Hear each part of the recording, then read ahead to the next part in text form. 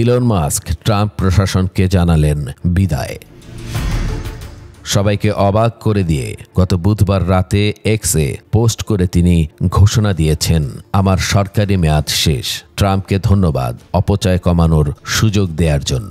কিন্তু ইলনের এই হঠাৎ বিদায়ের পেছনে রহস্য কি? মাস্ক ট্রাম্পের department of government efficiency DOG এর দায়িত্বে ছিলেন। এই বিভাগের কাজ সরকারি টাকার অপচয় ঠেকানো। মাস্ক এরই মধ্যে বাঁচিয়েছেন $175 বিলিয়ন। তবে মাস্কের স্বপ্ন ছিল $1 ট্রিলিয়ন বাঁচানো। তাহলে কেন মাঝপথে হাত ছাড়লেন? এখানেই আসে টুইস্ট।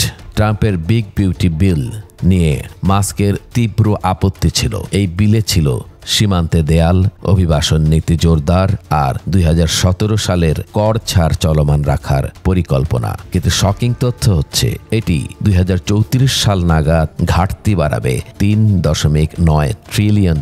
মাস্ক সিবিএসে বলেন, এই বিল আমার মিশনকে ধ্বংস করছে। এটা হতাশাজনক।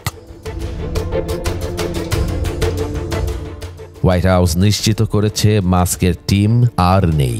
কিন্তু গুঞ্জন উঠছে, এটা কি শুধুই মেয়াদ শেষের ব্যাপার নাকি ট্রাম্পের সঙ্গে বন্ধুত্বের ফাটল? তবে শোনা যাচ্ছে তাদের বন্ধুত্ব এখনো টিকে আছে। মাস্ক কি দূর থেকে ভালোবেসে ট্রাম্পকে পরামর্শ দিয়ে যাবেন নাকি আবার নতুন কোনো মাস্টার প্ল্যান নিয়ে ফিরবেন? সিনেটে বিল পাশ হলে কি হবে? এই গল্পের পরবর্তী অধ্যায় কি?